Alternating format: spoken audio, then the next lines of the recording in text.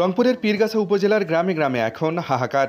অজানা রোগে একের পর এক গবাদি পশু মরছে, আবার পশু থেকে সংক্রমিত হয়ে আক্রান্ত হচ্ছে মানুষও। উপসর্গ অ্যানথ্রাক্সের সঙ্গে মিললেও নিশ্চুপ উপজেলা প্রাণী সম্পদ অধিদপ্তর।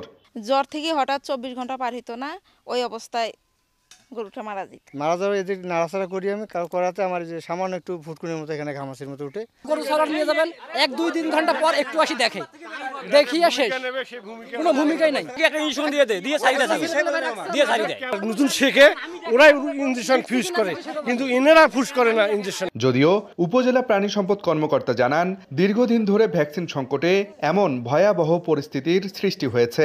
লাম্পি স্কিন ডিজিজে এই পীরগাছা উপজেলায় কিন্তু বেশ গরু মারা গেছে, এটা আমি অকপটে স্বীকার করি। প্রায় 4 মাস আমরা কোনো ভ্যাকসিন পাইনি। এদিকে গেল মঙ্গলবার এমন ভয়াবহ সমস্যা নিয়ে সময় সংবাদের সংবাদ প্রচারের পর নড়ে চড়ে বসেছে স্বাস্থ্য বিভাগ। এরই মধ্যে আক্রান্ত রোগীদের তথ্য সংগ্রহ শুরুর পাশাপাশি রোগটি নিয়ে জনসাধারণকে সচেতন করা হচ্ছে।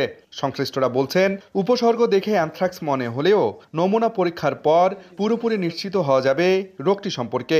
আক্রান্ত হওয়ার পরে ওই পশুর রক্ত বা লালা থেকে আমরা যারা নাড়াচাড়া করছি, রান্না করছি, যারা ওই জবাই করার কাজে নিয়োজিত, তারাই আক্রান্ত হচ্ছে। গত 1.5 মাসে পীরগাছা উপজেলায় এই রোগে 2 শতাধিক মানুষ আক্রান্তের পাশাপাশি মারা গেছে কয়েক শত গবাদি পশু। আব্দুল রশিদ জীবন, সময় সংবাদ, রংপুর।